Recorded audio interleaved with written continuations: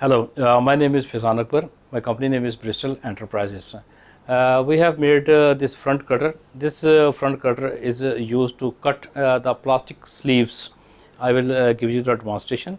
First of all, the plier is manufactured with the stainless steel, and its surface is very smooth. It also have the chamfering, and it also have the round face. The round face will not give the scratch on the lens, and it will also not give the scratch on the frame. So I will give you the demonstration and that how to use this plier. Now I am going to give you the demonstration that how my cutter will cut.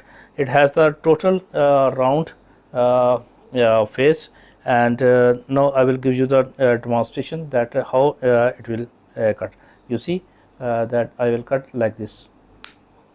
So very easily, very smooth this cutter cut, and this cutter also do not give the scratch, because you can see when I touch with the lens, it will not give the scratch like it. So the roundness is better than the flat end. So this is my new cutter, and hope you would like it. Thank you very much.